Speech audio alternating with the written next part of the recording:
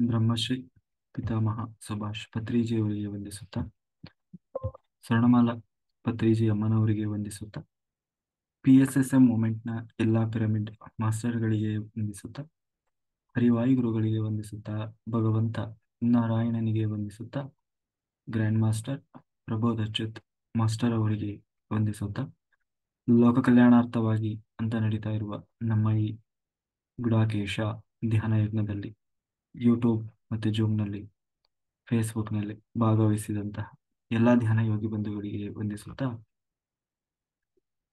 ನಮ್ಮ ಈ ಧ್ಯಾನ ಯಜ್ಞಕ್ಕೆ ಸಮಸ್ತ ಬ್ರಹ್ಮಾದಿ ದೇವತೆಗಳನ್ನ, ಯಕ್ಷಗಂಧರ್ವ ಕಿನ್ನರ ನಾಗರ ಚೈತನ್ಯವನ್ನ ಆವಾಹನೆಯನ್ನು ಮಾಡೋಣ. ಮೇಲಿನ ಲೋಕಗಳ ಎಲ್ಲ ಆಸ್ಟ್ರಲ್ ಮಾಸ್ಟರ್ಸ್, ಎನ್ಲೈಟೆಡ್ ಮಾಸ್ಟರ್ಸ್ ಚೈತನ್ಯವನ್ನ ಆವಾಹನೆಯನ್ನು ಮಾಡೋಣ. ಸಪ್ತರ್ಷಿಗಳನ್ನ, ಸಪ್ತರ್ಷಿ ಪತ್ನಿಯರನ್ನ, ತ್ರಿಮೂರ್ತಿಗಳನ್ನ, ತ್ರಿಶಕ್ತಿಯರನ್ನ, ಸುಂದರ ಮಾತೆಯನ್ನ, ನಮ್ಮೆಲ್ಲರ ಪೂರ್ಣಾತ್ಮನನ್ನ ಆವಾಹನೆಯನ್ನು ಮಾಡೋಣ. ಲೋಕ ಕಲ್ಯಾಣಾರ್ಥವಾಗಿ ಅಂತ ಹೇಳಿ ಯಾರೆಲ್ಲ ಕೂತು ತಪಸ್ಸು ಮಾಡ್ತಾ ಇದ್ದಾರೆ, ಧ್ಯಾನ ಮಾಡ್ತಾ ಇದ್ದಾರೆ, ಯೋಗಿಗಳು, ಸಿದ್ಧಪುರುಷರು, ಋಷಿಮುನಿಗಳು, ಹಿಮಾಲಯದ ಯೋಗಿಗಳು, ಅವರೆಲ್ಲರ ಚೈತನ್ಯವನ್ನು ಕೂಡ ನಮ್ಮ ಈ ಧ್ಯಾನ ಯಜ್ಞದಲ್ಲಿ ಆವಾಹನೆಯನ್ನು ಮಾಡೋಣ. ಸದಾನಂದ ಯೋಗಿಗಳು, ಮಹಾವತಾರ್ ಬಾಬಾಜಿಯವರು, ರಮಣ ಮಹರ್ಷಿಗಳು, ಲಹರಿ ಮಹರ್ಷಿಗಳು, ಸಾಯಿಬಾಬಾ, ರಾಘವೇಂದ್ರ ಸ್ವಾಮಿಗಳು, ಬುದ್ಧ ಭಗವಾನರು, ಮಹಾವೀರರ ಚೈತನ್ಯವನ್ನ ಆವಾಹನೆಯನ್ನು ಮಾಡೋಣ. ವಿಶ್ವರೂಪಿಯಾದ ಪರಬ್ರಹ್ಮ ಸ್ವರೂಪಿಯಾದ ಭಗವಂತನನ್ನ ಆವಾಹನೆಯನ್ನು ಮಾಡುತ್ತಾ, ಅವರೆಲ್ಲರ ಚೈತನ್ಯ ಫ್ರೀಕ್ವೆನ್ಸಿಯಲ್ಲಿ ನಾವೆಲ್ಲರೂ ಒಂದಾಗಿ ಈ ಧ್ಯಾನ ಯಜ್ಞದಲ್ಲಿ ಮುಂದುವರಿಯೋಣ ಅಂತ ಹೇಳಿದ ಮಾಸ್ಟರ್ಸ್. ನಾವೀಗಾಗಲೇ ಪದ್ಮ ಪುರಾಣದಲ್ಲಿ ಕೆಲವು ವಿಷಯಗಳನ್ನ, ಪದ್ಮ ಪುರಾಣದ ಕೆಲವು ವಿಷಯಗಳನ್ನ ನಾವು ಚಿಂತನೆ ಮಾಡ್ತಾ ಇದ್ದೀವಿ. ಪದ್ಮ ಪುರಾಣದಲ್ಲಿ ನಿನ್ನೆಯ ದಿವಸ ಸುಮನ ಮತ್ತೆ ಸೋಮಶರ್ಮ ಅವರಿಬ್ಬರ ನಡುವೆ ನಡೀತಾ ಇರುವಂತಹ ಒಂದು ಸಂಭಾಷಣೆ. ಅದರಲ್ಲಿ ಸೋಮಶರ್ಮನ ಎಷ್ಟೋ ಪ್ರಶ್ನೆಗಳಿಗೆ ಸುಮನ ತಾನು ಉತ್ತರ ಕೊಟ್ಟುಕೊಂಡು ಹೋಗ್ತಾ ಇದ್ದಾಳೆ. ಅದರಲ್ಲಿ ತಾನು ಅವನಿಗೆ ಮಕ್ಕಳಿಲ್ಲ, ನನಗೆ ಬಡತನ ಅನ್ನುವುದು ಚಿಂತೆಯಲ್ಲಿದ್ದಾನೆ. ಅದಕ್ಕೆ ಯಾಕೆ ಮಕ್ಕಳು ಅಂದ್ರೆ ಯಾರು, ಯಾರು ನಮಗೆ ಮಕ್ಕಳಾಗಿ ಬರ್ತಾರೆ, ಆ ಮಕ್ಕಳು ಯಾವ್ಯಾವ ರೂಪದಿಂದ ಬರ್ತಾರೆ, ಅಥವಾ ಅವರು ಬಂದವರು ಹೇಗೆಲ್ಲ ಅವರ ವರ್ತನೆಗಳಿರ್ತದೆ ಅನ್ನುವುದನ್ನ ನಿನ್ನೆಯ ದಿವಸ ನಾವು ನೋಡಿದ್ವಿ. ಹೆಚ್ಚಿನದಾಗಿ ಅದರಲ್ಲಿ ಆ ಹೆಚ್ಚಿನದಾಗಿ ಋಣ ಋಣದಿಂದ ಬರುವಂತಹ ಮಕ್ಕಳೇ ಜಾಸ್ತಿ ಅಲ್ವಾ. ಋಣದಿಂದ, ಸಾಲದಿಂದ, ಅಂದ್ರೆ ಒಟ್ಟು 4 ರೀತಿಯ ಮಕ್ಕಳಾದ್ರೆ ಅದರಲ್ಲಿ ನಮಗೆ ಪುಣ್ಯದಿಂದ ಬರುವ ಮಕ್ಕಳಿಗಿಂತಲೂ ಋಣದಿಂದ ಬರುವವರೇ ಜಾಸ್ತಿ. ಕೊನೆ ಪಕ್ಷ ಋಣ ಇಲ್ಲ ಅಂತಂದ್ರೂ ಉದಾಸೀನ ಮಕ್ಕಳು, ಅಂದ್ರೆ ಅವರಿಗೆ ನಮ್ಮ ಮೇಲೂ ಏನಿಲ್ಲ, ನಮ್ಗೆ ಅವ್ರ ಮೇಲೂ ಏನೂ ಇಲ್ಲ. ಅಂದ್ರೆ ಇವತ್ತು ಸಮಾಜದಲ್ಲಿ ನಾವು ಆ ತರದ ಉದಾಹರಣೆಗಳನ್ನ ಬಹಳ ನೋಡ್ತೀವಿ ಅಲ್ವಾ. ಹಾಗೆ ಅದನ್ನು ನಾವು ನಿನ್ನೆ ದಿವಸ ನೋಡಿದ್ವಿ. ಅದನ್ನ ಹ್ಮ್ ಅವಾಗ ಅದನ್ನ ನಾವು ನಿನ್ನೆ ದಿವಸ ನೋಡಿದ್ವಿ. ಆದ್ರೆ ಇದಕ್ಕೆ ಕೊನೆಗೆ ಅವನು ಹೇಳ್ತಾ ಇದ್ದಾಳೆ ಸುಮನ, ಒಳ್ಳೆಯ ಮಗ ಅಂತಂದ್ರೆ ಒಳ್ಳೆಯ ನಮಗೆ ಹಣ ಸಂಪತ್ತು ಬರಬೇಕು ಅಂತಂದ್ರೆ ಅದಕ್ಕೆ ಮುಖ್ಯವಾಗಿ ಏನ್ ಬೇಕು ಅಂತಂದ್ರೆ ನಾವು ಪುಣ್ಯ ಮಾಡಿರ್ಬೇಕು. ಹಿಂದಿನ ಜನ್ಮಗಳಲ್ಲಿ ನಾವು ತಪಸ್ಸನ್ನು ಮಾಡಿ ಒಳ್ಳೆಯ ದಾನ ಧರ್ಮ ಒಳ್ಳೆಯದನ್ನು ಮಾಡಿದ್ದು ಅಂತ ಆದ್ರೆ ಅದಕ್ಕೆ ಅದರ ಫಲವಾಗಿ ಅದು ಹಿಂದಿನ ಜನ್ಮದಲ್ಲೇ ಮಾಡಿರ್ಬೇಕು ಅಂತೇನಿಲ್ಲ, ಈ ಜನ್ಮದಲ್ಲೂ ಕೂಡ ಮಾಡಬಹುದು. ಮಾಡಿದ ಪುಣ್ಯ, ತಪಸ್ಸು, ಧ್ಯಾನ, ಅದರಿಂದ ನಾವು ನಮಗೆ ಬೇಕಾಗಿದ್ದನ್ನು ನಾವು ಪಡೀಲಿಕ್ಕೆ ಸಾಧ್ಯ ಇದೆ ಅಂತ ಹೇಳಿ ಪುಣ್ಯದಿಂದ ಅಷ್ಟೇ ಅಲ್ಲ, ಪುಣ್ಯದಿಂದ ತಾನು ಇಲ್ಲಿ ಮಾತ್ರ ಅಲ್ಲ, ಇಹದಲ್ಲೂ ಮತ್ತೆ ಪರಲೋಕದಲ್ಲೂ, ಅಂದ್ರೆ ತಾನು ಒಳ್ಳೆಯ ಸಾವು. ಯಾಕೆಂದ್ರೆ ಒಬ್ಬ ಪಾಪಿಗೆ ಅವನ ಸಾವು ಅನ್ನೋದು ಭಯಂಕರವಾಗಿರ್ತದೆ. ಅದೇ ಒಬ್ಬ ಯೋಗಿ, ಯಾರೋ ಒಬ್ಬ ಅಧ್ಯಾತ್ಮ ಸಾಧಕ ಇರ್ತಾನೆ, ಅವನ ಪಾಲಿಗೆ ಸಾವು ಅನ್ನೋದು ಅತ್ಯಂತ ಹಬ್ಬದ ಹಾಗೆ, ಸಂಭ್ರಮದ ಹಾಗೆ ಇರ್ತದೆ. ಅವನ ಪಾಲಿಗೆ ಸಾವು ಅನ್ನೋದು ನೋವಲ್ಲ, ನರಕ ಅದು.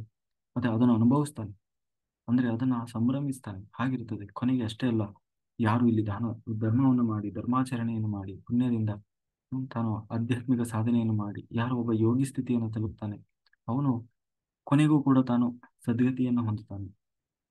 ಅದಕ್ಕೆ ಅವನಿಗೆ ಬೇಕಾದಂತಹ, ಅವನಿಗೆ ಎಲ್ಲಾ ರೀತಿಯ ಅನುಕೂಲತೆಗಳು ಕೂಡ ಭಗವಂತ ಅದಕ್ಕೆ ಅವನಿಗೆ ಬೇಕಾದ ಹಾಗೆ ಪೂರಕವಾಗಿ ಅವನಿಗೆ ನಡೆಸಿಕೊಡ್ತಾನೆ ಅಂತ ಹೇಳಿ ಇಲ್ಲಿ ಹೇಳ್ತಾ ಇದ್ದಾನೆ. ಅಂತ ಹೇಳಿ ಹಾಗಾದ್ರೆ ಈ ಪುಣ್ಯ ಅಂದ್ರೆ ಏನು? ಯಾಕೆಂದ್ರೆ ಎಲ್ಲರೂ ಹೇಳ್ತಾರೆ ಪುಣ್ಯ ಪುಣ್ಯ ಮಾಡ್ಬೇಕು, ಪುಣ್ಯ ಮಾಡ್ಬೇಕು. ಅಲ್ಲ, ನಾವು ಹೇಳ್ತೀವಿ ನಾವು ಅಷ್ಟೆಲ್ಲ ಮಾಡಿದ್ವಿ. ಈಗ ನಾವು ಹೇಳ್ತೀವಿ ಇಲ್ಲ, ಇವತ್ತು ಪುಣ್ಯ ಸಂಪಾದನೆಗೆ ಬೇಕಾದಷ್ಟು ದಾರಿ, ಒಬ್ಬೊಬ್ರು ಒಂದೊಂದು ಮಾರ್ಗ ಹೇಳ್ತಾರೆ. ಕೆಲವರು ಕುಂಭಮೇಳಕ್ಕೆ ಹೋಗಿ ಸ್ನಾನ ಮಾಡಿ ಬಂದ್ರು, ಕೆಲವರು ತೀರ್ಥಯಾತ್ರೆ ಮಾಡ್ತಾರೆ, ಕೆಲವರು ವ್ರತ ಮಾಡ್ತಾರೆ, ಜಪ ಮಾಡ್ತಾರೆ, ತಪ ಮಾಡ್ತಾರೆ. ಆದ್ರೂ ಕೆಲವರಿಗೆ ಕಷ್ಟ ತೀರೋಲ್ಲ. ಆದ್ರೆ ಪುಣ್ಯ ಬಂತೋ ಇಲ್ಲೋ ಯಾರಿಗೆ ಗೊತ್ತು, ಅಲ್ವಾ? ಹಾಗಾದ್ರೆ ನಿಜವಾಗ್ಲೂ ಪುಣ್ಯ ಅಂದ್ರೆ ಏನು?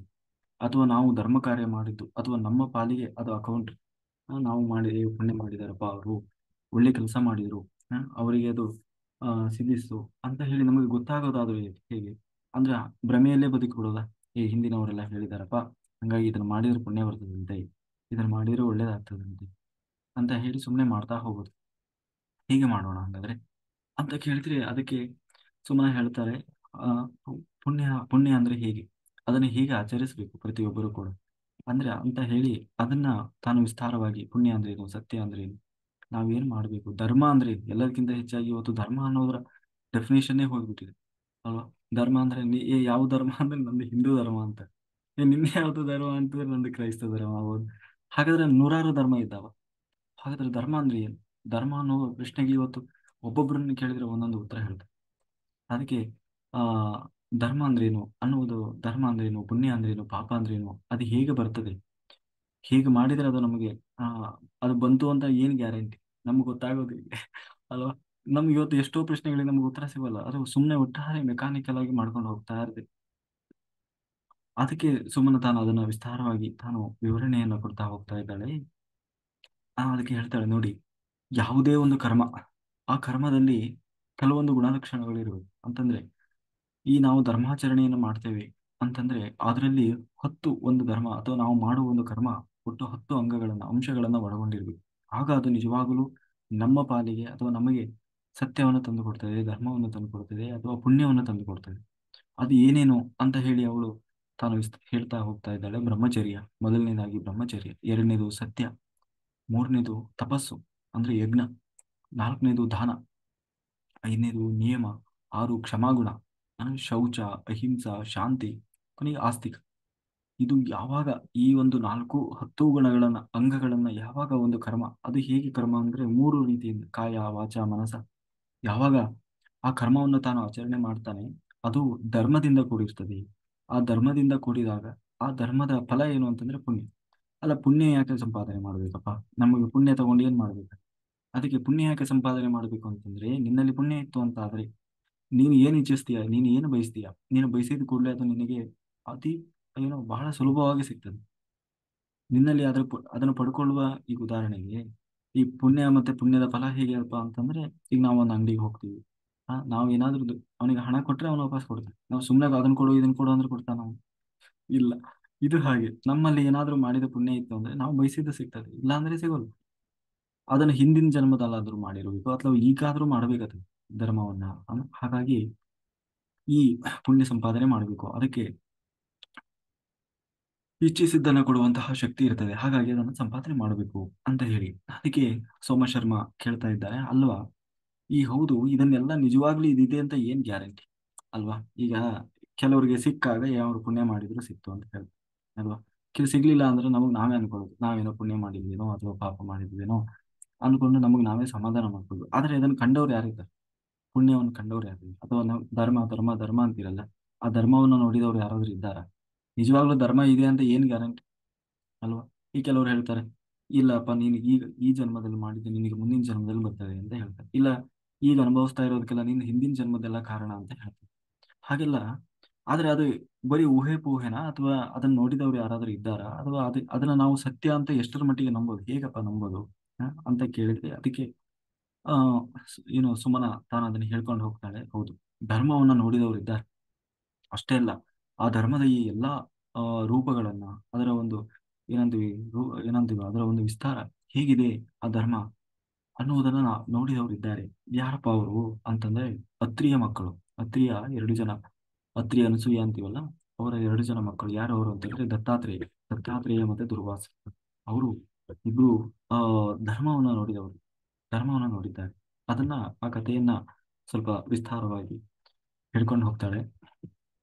ಈ ಅತ್ರಿಯ ಮಕ್ಕಳು ಅಂತಂದ್ರೆ ಇದನ್ನ ನಾವೆಲ್ಲ ದತ್ತಾತ್ರೇಯ ಪುರಾಣದಲ್ಲಿ ನೋಡ್ತೀವಿ, ಅಥವಾ ಭಾಗವತದಲ್ಲೂ ಕೂಡ ನಾವು ನೋಡಿದ್ವಿ. ಏನು ಅಂತಂದ್ರೆ ಅತ್ರಿ ಮಹರ್ಷಿಗಳು ಮತ್ತೆ ಅನಸೂಯ ಅವರಿಬ್ಬರ ದಾಂಪತ್ಯದಿಂದ, ಅವರ ತಪಸ್ಸಿನ ಫಲದಿಂದ ತ್ರಿಮೂರ್ತಿಗಳು ತಾವು ಮಕ್ಕಳಾಗಿ ಬರುತ್ತಾರೆ. ಅದರಲ್ಲಿ ಬ್ರಹ್ಮದೇವರು ತಾನು ಚಂದ್ರನಾಗಿ ಬಂದ್ರೆ, ಆ ರುದ್ರ ತಾನು ದುರ್ವಾಸರಾಗಿ ಬರ್ತಾರೆ, ಕೊನೆಗೆ ಮಹಾವಿಷ್ಣು ತಾನು ದತ್ತಾತ್ರೇಯನಾಗಿ ಬರ್ತಾರೆ. ಆಯ್ತಾ? ದತ್ತಾತ್ರೇಯ ಅಂತಂದ್ರೆ ಮೂರು ಬ್ರಹ್ಮ ವಿಷ್ಣು ಮಹೇಶ್ವರ ಸೇರಿ ಆಗಿರೋ ಒಂದು ರೂಪ ಅಲ್ಲ. ಆಯ್ತಾ? ಮೂರು ರೂಪಗಳು, ಮೂರು ಪ್ರತ್ಯೇಕ ಅವತಾರಗಳನ್ನ ತಗೊಂಡಿದ್ದಾರೆ. ಹಾಗೆ ಆ ಅದರಲ್ಲಿ ಇಬ್ರು, ಚಂದ್ರ ಯಾವಾಗ್ಲೂ ಅವನು ಕೆಳಗೆ ಭೂಮಿಯನ್ನು ಸ್ಪರ್ಶ ಮಾಡಲ್ಲ. ಅಂದ್ರೆ ಯಾಕೆ ಅಂತಂದ್ರೆ ಬ್ರಹ್ಮದೇವರಿಗೆ ಇಲ್ಲಿ ಅವತಾರ ಮಾಡ್ಲಿಕ್ಕೆ ಅವಕಾಶ ಇಲ್ಲ. ಬ್ರಹ್ಮದೇವರು ಮತ್ತೆ ಗರುಡ ದೇವರಿಗೆ ಭೂಮಿ ಮೇಲೆ ಅವರು ಅವತಾರ ಮಾಡ್ಲಿಕ್ಕೆ ಇಲ್ಲ. ಹಾಗಾಗಿ ಏನ್ ಮಾಡ್ತಾರೆ ಅವರು, ಆದ್ರೆ ವರ ಕೊಟ್ಟಿದ್ದಾರಲ್ವಾ, ಹಂಗಾಗಿ ಅವತಾರ ಮಾಡ್ಲೇಬೇಕಾಯ್ತು. ಆದ್ರೆ ಭೂಮಿಯನ್ನು ಸ್ಪರ್ಶ ಮಾಡದೆ ಅವನು ಹಾಗೆ ಅಂತರಿಕ್ಷವನ್ನು ಹೋಗಿ ಸೇರಿದ, ಅದೇ ಅವನು ಚಂದ್ರನಾದ. ಆದ್ರೆ ಎರಡು ಜನ ಇಲ್ಲೇ ಉಳಿದ್ರು, ಯಾರು? ದತ್ತಾತ್ರೇಯ ಮತ್ತೆ ದುರ್ವಾಸರು. ಇಬ್ಬರು ಮಹಾ ತಪಸ್ವಿಗಳು. ಯಾಕೆಂದ್ರೆ ತಪಸ್ಸಿನ, ಈಗ ಅವ್ರ ಅಪ್ಪ ತಪಸ್ವಿ ಅಂದ್ರೆ ಮಕ್ಕಳು ತಪಸ್ವಿನಲ್ಲ, ಮಹಾ ತಪಸ್ವಿ, ಘನಘೋರ ತಪಸ್ಸು ಮಾಡಿದ್ರು. ಎಂತಹ ತಪಸ್ಸು ಅಂತಂದ್ರೆ 10,000 ವರ್ಷ. ಇದು ಸತ್ಯ ಯುಗದಲ್ಲಿ ಅದು. ಹಾಗಾಗಿ 10,000 ವರ್ಷ. ಹೇಗೆ ಅಂತಂದ್ರೆ ಏನೋ ಬರೀ ಗಾಳಿಯನ್ನ ಸೇವನೆ ಮಾಡುದು, ಏನು ನೀರು ಆಹಾರ ಏನನ್ನೂ ಸೇವನೆ ಮಾಡಿದೆ, ಬರೀ ಗಾಳಿಯನ್ನ ಸೇವನೆ ಮಾಡ್ತಾ ತಮ್ಮ ತಪಶಕ್ತಿಯಿಂದ, ಯೋಗ ಶಕ್ತಿಯಿಂದ ಪಂಚಾಗ್ನಿಯಲ್ಲಿ, ಅಂದ್ರೆ ಐದು, ನಾವು ಎಲ್ಲ ಸುತ್ತಲೂ ಅಗ್ನಿಯನ್ನ, ಬೆಂಕಿಯನ್ನ ಹಚ್ಚಿ ಆ ಪಂಚಾಗ್ನಿಯಲ್ಲಿ ಕುಳಿತು ಇಬ್ಬರು ಸೇರಿ, ಅತ್ರಿ ಮತ್ತೆ ಸಾರಿ ಯಾರು, ದತ್ತಾತ್ರೇಯ, ಮತ್ತೆ ಆ ಯಾರು, ದುರ್ವಾಸರು ತಪಸ್ಸು ಮಾಡ್ತಾರೆ. 10 ವರ್ಷ ತಪಸ್ಸು ಮಾಡಿದ್ರು ಕೂಡ ಯಾರು ಬರ್ಲಿಲ್ಲ. ಈಗ ನಾವ್ ಏನಂತೀವಿ, ಏನಾಗ್ತದೆ ಅಂತಂದ್ರೆ, ಈಗ ನೀವೇ ಆ, ಧ್ಯಾನ ಮಾಡಿ ಒಳ್ಳೇದಾಗ್ತದೆ, ಧ್ಯಾನ ಮಾಡಿ ಒಳ್ಳೇದಾಗ್ತದೆ ಅಂತ ನಾವ್ ಹೇಳ್ತೀವಿ. ಹ? ಅಲ್ವಾ? ಮಾಡ್ತಾರೆ ಮಾಡ್ತಾರೆ ಮಾಡ್ತಾರೆ, ಕನಿ ಏನೋ ಫಲ ಸಿಗ್ಲಿಲ್ಲ ಅಂದ್ರೆ ಏನ್ ಮಾಡ್ತಾರೆ? ಒಂದು ಸಿಟ್ಟು ಬಂದು, ಇದು ಯಾವ್ದು ಇದು, ಸುಮ್ಮನೆ ಇದು ಆಗೋದಲ್ಲ ಹೋಗೋದಲ್ಲ ಅಂತ ಹೇಳಿ ಬಿಟ್ಟು ಹೋಗ್ಬಿಡ್ತಾರೆ ಅದು. ಹಂಗೆ ಪಾಪ ಸಿಟ್ಟು ಬಂದ್ಬಿಡ್ತದೆ. ತಾಳ್ಮೆಗೂ ಒಂದು ಮಿತಿ ಏನಾದ್ರು ಇರ್ತದೆ. ಅದ್ರಲ್ಲೂ ದುರ್ವಾಸರ ಕೇಳ್ಬೇಕ, ಮಹಾಕೋಪಿಷ್ಠರು, ರುದ್ರ ಅಲ್ವಾ, ರುದ್ರಾಂಶದಿಂದ ಹುಟ್ಟಿದವರು. ಅಂದ್ರೆ ರುದ್ರನೇ ದುರ್ವಾಸರು. ಮೊದಲಿಗೆ ಮಹಾಕೋಪಿಷ್ಠರು, ಸಿಟ್ಟು ಬಂದ್ಬಿಡ್ತಾವ್ರಿ. ಸಿಟ್ಟು ಬಂತು. ಏನಿದು? 10 ವರ್ಷ ಆಯ್ತು, ನಾವು ಸಾರಿ 10,000 ವರ್ಷ ಆಯ್ತು, ಇಂತಹ ಕಠಿಣ ತಪಸ್ಸನ್ನ ಭವಿಷ್ಯ ಯಾರು ಮಾಡಿರ್ಲಿಕ್ಕಿಲ್ಲ. ಇನ್ನು ದತ್ತಾತ್ರೇಯ ಯಾವಾಗ್ಲೂ ಶಾಂತ ಮೂರ್ತಿ. ಆದ್ರೆ ಇವರಿಗೆ, ದುರ್ವಾಸರಿಗೆ ತಡ್ಕೊಳ್ಲಿಕ್ಕೆ ಆಗಲಿಲ್ಲ ಸಿಟ್ಟು. ನಾನು, ಈ ಧರ್ಮವೇ ಸರಿ ಇಲ್ಲ ಇದು. ಯಾಕೆಂದ್ರೆ ನಾವು ಎಷ್ಟೇ ನೋಡಿ, ಇವಾಗ ನೋಡಿ ಅಲ್ವಾ, ಈ ಪಾಪ ಒಬ್ಬ ಧ್ಯಾನ ಮಾಡ್ತಾರೆ, ಧರ್ಮ ಮಾಡ್ತಾರೆ, ದೇವರು ವ್ರತ ಜಪ ತಪ ಏನೆಲ್ಲಾ ಮಾಡ್ತಾರೆ, ಆದ್ರೂ ಅವ್ರಿಗೆ ಕಷ್ಟ ತಪ್ಪಲ್ಲ. ಅಲ್ವಾ? ಏನು ಮಾಡಿದ್ರು ಕೈ ಎತ್ತಲ್ಲ. ಕೊನೆಗೆ ಎಷ್ಟು ಅಂತಂದ್ರೆ ಇದನ್ನೆಲ್ಲ ಮಾಡದೇ ವ್ಯರ್ಥ ಏನೋ ಅನ್ನುವಷ್ಟು ಅವರಿಗೆ ತಲೆ ಕೆಟ್ಬಿಡ್ತದೆ ಅಷ್ಟೇ. ಇನ್ನು ಕೆಲವ್ರು ಇರ್ತಾರೆ, ಏನ್ ಬೇಕಾದ್ರೂ ಮಾಡ್ತಾ ಇರ್ತಾರೆ. ಒಂದಿನ ದೇವ್ರಿಗೆ ಕೈ ಮುಗ್ದವ್ರಲ್ಲ, ಧ್ಯಾನ ಗಿನ ಮಾಡೋರ್ನೆಲ್ಲ ಆಡ್ಕೊಂಡು ಓಡಾಡ್ಕೊಂಡು ಆರಾಮಾಗಿರ್ತಾರೆ. ದುಡ್ಡು ಹಣ ಅದಕ್ಕೆ ಏನ್ ಬೇಕು ಎಲ್ಲ. ಅದನ್ನ ನೋಡಿದಾಗ ಏನನ್ಸ್ತದೆ, ಅವರೇ ಕರೆಕ್ಟ್ ಏನೋ, ನಾವೇ ಸರಿ ಇಲ್ಲ ಅನ್ನೋ ಮಟ್ಟಕ್ಕೆ ನಾವು ಬಂದ್ಬಿಡ್ತೀವಿ. ಅಂದ್ರೆ ಧರ್ಮನೇ ಹಾಗೆ. ಅದೇ ದುರ್ವಾಸರು ಹೇಳ್ತಾ ಇದ್ರು, ಈ ಧರ್ಮ ಅನ್ನೋದೇ ಸರಿ ಇಲ್ಲ ಇದು. ಯಾಕೆಂದ್ರೆ ಇಷ್ಟು ವರ್ಷ ನಾವು ಕಷ್ಟಪಟ್ಟು ತಪಸ್ಸು ಮಾಡಿದ್ರು ಇದಕ್ಕೆ ಫಲ ಸಿಗ್ತಾ ಇಲ್ಲ ಅಂತಂದ್ರೆ ನಮ್ಮ ತಾಳ್ಮೆಗೆ ಒಂದು ಮಿತಿ ಇರ್ಬೇಕಲ್ಲ. ಆ ಹಂಗಿದ್ಮೇಲೆ ಇದು, ನಾನು ಆ ಧರ್ಮನಿಗೆ ನಾನು ಶಾಪ ಕೊಟ್ಟು ಬಿಡ್ತೇನೆ. ಯಾಕೆಂದ್ರೆ ಇದು ನನಗೆ ಇಷ್ಟ ಆಗ್ಲಿಲ್ಲ. ಯಾಕೆಂದ್ರೆ ನಮಗೆ ಅವಾಗ ಮಾಡಿದ ಒಂದು ಧರ್ಮ, ಈಗ ನಾವು ಒಂದು ಒಳ್ಳೆ ಕೆಲಸ ಮಾಡಿದ್ವಿ ಅಂತಂದ್ರೆ ಅವಾಗ ಅದು ಫಲ ಸಿಗಬೇಕು. ಅವಾಗ ನಮಗೆ ನಂಬಿಕೆ ಇರ್ತದೆ, ಒಳ್ಳೆ ಕೆಲಸ ಮಾಡಿದ್ರೆ, ಒಳ್ಳೆ ಒಳ್ಳೆ ಕೆಲಸ ಯಾರು ಮಾಡ್ತಾರೆ ಅವರಿಗೆ ಒಳ್ಳೇದಾಗ್ತದೆ ಅಲ್ವಾ, ಯಾರು ಕೆಟ್ಟ ಕೆಲಸ ಮಾಡ್ತಾರೆ ಅವರಿಗೆ ಕೆಟ್ಟದಾಗ್ತದೆ ಅನ್ನುವುದು ನಮಗೆ ಒಂದು ನಂಬಿಕೆ ಬರ್ತದೆ. ಇಲ್ಲ ಅಂದ್ರೆ ಸುಮ್ಮನೆ ಎಲ್ಲ ಹೇಳ್ತಿರ್ತಾರೆ, ಇಲ್ಲ ನೋಡಪ್ಪ ಒಳ್ಳೇದ್ ಮಾಡ್ಬೇಕು, ದಾನ ಧರ್ಮ ಹೇಳ್ಕೊಳ್ಳೋರು ಹೇಳ್ಕೊಂತಾನೆ ಇರ್ತಾರೆ, ಮಾಡೋರು ಮಾಡ್ತಾನೆ ಇರ್ತಾರೆ. ಅದನ್ನ ಯಾರು ಆ ಅದಕ್ಕೆ ವಿರುದ್ಧವಾಗಿ ಹೋಗ್ತಾರೆ, ಅವರ ಅಧಿಕಾರ, ಆಸ್ತಿ, ಸಂಪತ್ತು ಎಲ್ಲವನ್ನ, ದೇಶವನ್ನ ಆಳ್ತಾರೆ, ರಾಜ್ಯವನ್ನ ಆಳ್ತಾರೆ. ಕೇಳಿದ್ರೆ ಇದು ಒಂದ್ ನಯ ಪೈಸನು ಧರ್ಮದ ಇರಲ್ಲ. ಆದ್ರೂ ಎಲ್ಲ ಪಡ್ಕೊಂಡಿರ್ತಾರೆ ಅಲ್ವಾ. ಅವ್ರನ್ನೆಲ್ಲ ನೋಡಿದ್ರೆ ಅವರೇ ಕರೆಕ್ಟ್ ಏನೋ ಅನ್ಸ್ತದೆ. ಅಲ್ವಾ? ಹಾಗೆ ಅದಕ್ಕೆ ಅವರು ಹೇಳ್ತಾ ಇದ್ದಾರೆ. ಅದಕ್ಕೆ ಅವರು ದುರ್ವಾಸರಿಗೆ ಬಹಳ ಸಿಟ್ಟು ಬಂದು ನಾನು ಅವನಿಗೆ ಶಾಪ ಕೊಟ್ಟು ಬಿಡ್ತೀನಿ, ಯಾರಿಗೆ? ಧರ್ಮನಿಗೆ ಅಂತ ಹೇಳಿ. ಯಾಕೆ ಅವರು ಬಹಳ ಕೋಪದಿಂದ ಶಾಪ ಕೊಡ್ಲಿಕ್ಕೆ ಮುಂದಾಗ್ತಾರೆ. ಯಾವಾಗ ದುರ್ವಾಸರು, ಯಾಕೆಂದ್ರೆ ದುರ್ವಾಸರ ಶಾಪ ಅಂತಂದ್ರೆ ಅದು ಸಾಮಾನ್ಯ. ಆ ಇಂದ್ರ ಇಂದ್ರ ಆ, ಏನು ದುರ್ವಾಸರ ಶಾಪವನ್ನ ಯಾರ್ಯಾರಿಗೆ ಸಿಕ್ಕಿದೆ ಅವರೆಲ್ಲ ಯಾರು ಏನು ಆ ಇದು ಆಗಿಲ್ಲ. ಆ, ಅದರಿಂದ ಹೊರಗೆ ಬರೋದು ಅಷ್ಟು ಸುಲಭ ಇಲ್ಲ. ದುರ್ವಾಸರ ತಪ ಏನೋ ಇದಂದ್ರೆ, ಶಾಪ ಅಂತಂದ್ರೆ, ಅದಕ್ಕೆ ಧರ್ಮನಿಗೆ ಬಹಳ ಭಯ ಆಗಿಬಿಡ್ತು. ಒಂದೇ ಕೂಡ್ಲೆ ತಾನು ಕೂಡ್ಲೆ ಪ್ರತ್ಯಕ್ಷನಾಗಿಬಿಟ್ಟ. ಯಾರು? ಧರ್ಮ. ಹೇಗೆ ಪ್ರತ್ಯಕ್ಷನಾದ ಅಂತಂದ್ರೆ, ತಾನು ಒಬ್ಬನೇ ಪ್ರತ್ಯಕ್ಷ ಆಗ್ಲಿಲ್ಲ, ಇಡೀ ತನ್ನ ಪರಿವಾರ ಸಮೇತನಾಗಿ ತಾನು ಪ್ರತ್ಯಕ್ಷನಾದ. ಅದನ್ನ ನೋಡಿ ದುರ್ವಾಸರು ಕೇಳ್ತಾರೆ, ಯಾರಯ್ಯ ನೀನು, ಯಾಕೆ ಬಂದಿದ್ದಿ, ಏನ್ ನಿನ್ ಹೆಸರು ಅಂತಂದ್ರೆ, ಆ ಧರ್ಮ ತಾನು ಹೇಳ್ತಾನೆ, ನಾನು ಧರ್ಮ, ನೀನ್ ಇಲ್ಲಿವರೆಗೆ ಯಾವ್ದು ಸರಿ ಇಲ್ಲ ಧರ್ಮ ಅಂತ ಹೇಳ್ತಾ ಇದ್ದೇವೋ ಅದೇ ಧರ್ಮ ನಾನು. ಯಾರು ಧರ್ಮ ಅಂದ್ರೆ ಅದೇ ಯಮಧರ್ಮರಾಜ. ಯಮಧರ್ಮ ತಾನು ದಿವ್ಯ ರೂಪದಿಂದ ತನ್ನೆಲ್ಲ ಧರ್ಮದ ಪರಿವಾರದೊಂದಿಗೆ ತಾನು ಪ್ರತ್ಯಕ್ಷನಾಗಿ ಹೇಳ್ತಾ ಇದ್ದಾನೆ, ನೀನು ಇಲ್ಲಿವರೆಗೆ ಹೇಳಿದಲ್ಲಪ್ಪ, ಧರ್ಮ, ಅದಕ್ಕೆ ನಾನು ಬಂದೆ. ಅಲ್ಲ ನೀನ್ ಯಾಕೆ ಬಂದೆ? ಅಲ್ಲ ನೀವು ಕೋಪಿಷ್ಟಾರ, ಕೋಪ ಮಾಡ್ಕೊಂಡಿದ್ದೀರಲ್ಲ. ಯಾರ್ಯಾರ್ದೋ ಮೇಲೆ ಕೋಪ ಮಾಡ್ಕೊಂಡ್ರು ಬೇಜಾರಿಲ್ಲ. ನೀವು ಧರ್ಮದ ಮೇಲೆ ಕೋಪ ಮಾಡ್ಕೊಂಡಿದ್ದೀರಲ್ಲ, ಅದಕ್ಕೆ ನಾನು ಬಂದೆ. ಯಾಕೆ ಕೋಪ ಮಾಡ್ಕೊಂತಿದ್ದೀನಿ? ಯಾಕೆಂದ್ರೆ ಯಾರ್ಯಾರೋ ಸಾಮಾನ್ಯದವರು ಕೋಪ ಮಾಡ್ಕೊಂಡ್ರೆ ಅದಕ್ಕೇನು ಇದಿರಲ್ಲ. ಆದ್ರೆ ನಿಮ್ಮ ಕೋಪಕ್ಕೂ ಒಂದು ಬೆಲೆ ಇದೆ ಅಲ್ವಾ? ಯಾಕೆಂದ್ರೆ ನೀವು ತಪಸ್ವಿಗಳು. ನಿಮ್ಮಲ್ಲಿ ಒಂದು ಆ ಕೋಪದಿಂದ ನೀವೇನಾದ್ರೂ ಹೇಳಿದಿರಿ ಅಂದ್ರೆ ಅದು ನಡೆದು ಹೋಗ್ತದೆ. ಹಾಗಾಗಿ ಯಾಕೆ ಕೋಪ ಮಾಡ್ಕೊಂಡಿದ್ದೀರಿ? ಅದರಲ್ಲೂ ಧರ್ಮ ಅಂದ್ರೆ ಏನು? ಜಗತ್ತು ನಿಂತಿರುವುದೇ ಧರ್ಮ. ಭಗವಂತ ಏನ್ ಹೇಳಿದ್ದಾನೆ? ಏನು ಯಥಾ ಯದಾಹಿ ಧರ್ಮಸ್ಯ ಗ್ಲಾನಿರ್ಭವತಿ ಭಾರತ. ನಾನು ಅವರಿಗಾಗಿ ಇವರಿಗಾಗಿ ಬರ್ತೀನಿ ಅಂತ ಹೇಳಿಲ್ಲ. ಒಳ್ಳೆಯವರಿಗಾಗಿ ಕೆಟ್ಟವರಿಗೆ ಅಂತ ಹೇಳಿಲ್ಲ. ಧರ್ಮಕ್ಕಾಗಿ ಬರ್ತೇನೆ. ಎಲ್ಲಿಯವರೆಗೆ ಧರ್ಮ ನಿಂತಿರ್ತದೆ, ಎಲ್ಲಿಗೆ ಯಾವಾಗ ಧರ್ಮ ಅನ್ನೋದು ವಿನಾಶದ ಅಂಚಿಗೆ ಹೋಗ್ತದೆ, ಆಗ ಧರ್ಮ ಸಂಸ್ಥಾಪನೆಗಾಗಿ ಬರ್ತೇನೆ ಅಂತ ಹೇಳಿ ಹೇಳಿದ್ದಾನೆ. ಹಾಗೆ ನೀನು ಧರ್ಮವನ್ನೇ ನಾಶ ಮಾಡಿದರೆ ಆ ಭೂಮಿಯಲ್ಲಿ ಆ ಎಲ್ಲರೂ ಬದುಕೋದೇ ಕಷ್ಟ ಆಗ್ತದೆ. ಅಂದ್ರೆ ಜಗತ್ತೇ ನಾಶ ಆದಾಗ ಅದಕ್ಕೆ ಅಂತಹ ಆ, ಧರ್ಮ ಧರ್ಮ ನಾನು ಅಂತ ಹೇಳಿ ತನ್ನ ಪರಿಚಯವನ್ನ ಮಾಡಿಕೊಂಡ. ಅಂತ ಹೇಳಿ ಹಾಗಾದ್ರೆ ಇವರೆಲ್ಲ ಯಾರು? ಯಾಕೆಂದ್ರೆ ಸುತ್ತಲೂ ಅವನು ಇಡೀ ಪರಿವಾರನೇ ಬಂದಿದೆ, ಧರ್ಮನ ಒಂದು ಪರಿವಾರ. ಅದಕ್ಕೆ ಇವರೆಲ್ಲ ಯಾರಪ್ಪ ಅಂತ ಹೇಳಿದ್ರೆ ಆ ಆ ಪರಿವಾರದ ಪರಿಚಯವನ್ನ ಮಾಡಿಸ್ಕೊಳ್ತಾ ಇದ್ದಾರೆ. ಯಾರು? ಆ ಧರ್ಮರಾಜ. ನೋಡು, ಇವನ ಹೆಸರು ಬ್ರಹ್ಮಚಾರಿ. ಬ್ರಹ್ಮಚಾರಿ ಅಂತ ಅಂದ್ರೆ ಬ್ರಹ್ಮಚರ್ಯದ ಅಭಿಮಾನಿ ದೇವತೆ. ಈಗ ಧರ್ಮ ಅಂದ್ರೆ ಯಾರು? ಧರ್ಮ ಅನ್ನೋದು ಜಡ ಅಲ್ವಾ? ಅದಕ್ಕೇನು ಚೈತನ್ಯ ಅನ್ನೋದಿಲ್ಲ ಧರ್ಮ ಅನ್ನೋದು. ಆದ್ರೆ ಅದಕ್ಕೆ ಒಂದು ಅಭಿಮಾನಿ ದೇವತೆ ಅಂತ ಇರ್ತಾರೆ.